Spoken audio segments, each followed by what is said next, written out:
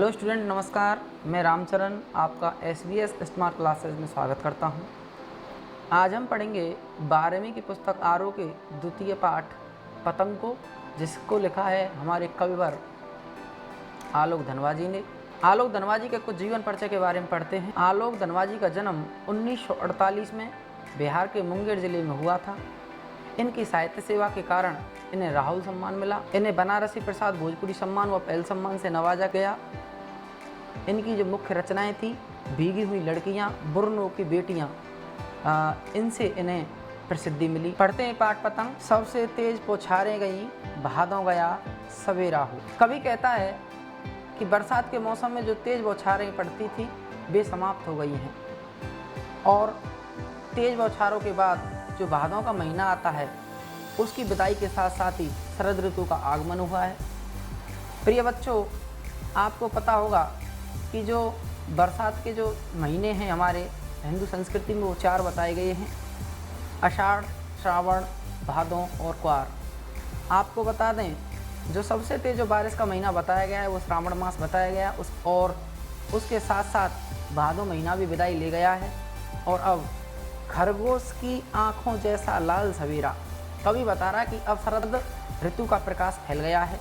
इस समय सवेरे उगने वाले सूरज में खरगोश की आंखों जैसी लालिमा है, अर्थात जो सूरज की रोशनी है, सवेरे सवेरे सूरज की जो लालिमा है बिल्कुल खरगोश की आंखों जैसी है। आगे बताते हैं कि शरद आया पुलों को पार करते हुए, अपनी नई चमकीली साइकिल तेज चलाते हुए। कवि यहाँ बहुत ही अच्छी तरह से मानवीकरण अलंकार का प्रयोग करता है और बताता है कि यहाँ जो शरद है वो आ रहा है और वो अपनी नई चमकीली साइकिल को तेज गति से चलाते हुए आ रहा है और जोर जोर से घंटी को बजाते बजाते पुलों को पार करते चला आ रहा है। आगे पढ़ते हैं। चमकीले इशारों से बुलाते हुए पतंग उड़ाने बच्चों के झुंड को चमकीले इशारों से बुलाते हुए। कवि बता रहा है कि शरद ऋतु अपने चमकीले इशारों से पतंग उड़ाने बच्चों के झुंड को बुला रहा है और आकाश को इतना मुलायम बनाते हुए कि पतंग ऊपर उठ सके, दुनिया की सबसे हल्की रंगीन चीज उड़ सके। कवि कहना चाहता है कि शरद ऋतु के आगमन से उत्साह उमंग का माहौल बन गया है। कवि कहता है कि शरद ने आकाश को मुलायम कर दिया है ताकि पतंग ऊपर उड़ सके। वह ऐसा माहौल बनाता है कि दुनिया की सबसे हल्की और रंगीन चीज उड़ सके। आगे पढ़ते हैं। दुनिया का सबसे पतला कागज उड़ सके, बांस की सबसे पतली कमानी उड़ सके। यानी बच्चे दुनिया के सबसे पतले कागज व बांस की सबसे पतली कमानी से बनी पतंग उड़ा सकें। आगे क्या है कि शुरू हो सके सीटियों, किलकारियों और तितलियों की इतनी नाजुक दुनिया। कवि बता रहा है कि इन पतंगों को उड़ता देखकर बच्चे सीटियां और किलकारियां मारने लगते हैं। इस ऋतु में रंग बिरंगी तितलियां भी दिखाई देने लगती हैं। बच्चे भी तितलियों की भांति कोमल व नाजुक होते हैं। आगे पढ़ते हैं। आगे कविवर आलोक धनवाजी कहते हैं कि जन्म से ही वे अपने साथ लाते हैं कपास। वे का मतलब नाजुक बच्चे, पतंग उड़ाने वाले बच्चे। कवि कहता है कि बच्चों का शरीर बड़ा कोमल होता है, वे ऐसे लगते हैं कि मानो वो जन्म से ही कपास की तरह नरमी लोच आदि लेकर पैदा हुए हैं। पृथ्वी घूमती हुई आती है उनके बेचैन पैरों के पास, और उनकी कोमलता को स्पर्श करने के लिए धरती भी लालायित होकर उनके बेचैन पैरों के पास आती है। आगे कहते हैं, जब वे उड़ते हैं बेसुध छतों को भी नरम बनाते हुए, और जैसे ही वो कोमल उनके पैर होते हैं उनको स्पर्श करने के लिए लालायित पृथ्वी भी उनके पास आती है।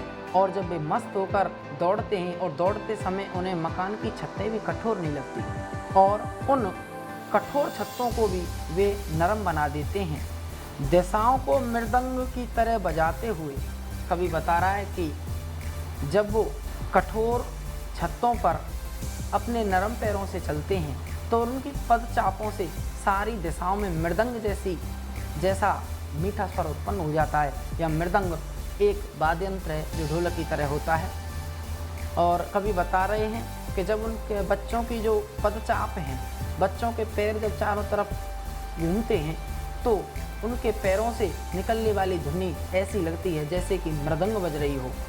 आगे पढ़ते हैं। जब वे पेंग बढ़ते हुए चले आते हैं, कवि बता रहा है कि वे पतंग उड़ाते हुए इधर से उधर झूले की पेंग की तरह आगे पीछे जाते हैं। यहाँ जो पेंग का अर्थ है वो होता है, हमारे ग्रामीण शब्दों में बोला जाता है झूटा, जो झूले में झूटा लगता है उसे ही बोलते हैं पेंग। अर्थात जैसे झूला इधर से उधर आता है, ऐसे ही बच्चे इस छत से उस छत पर इधर से उधर आते जाते रहते हैं।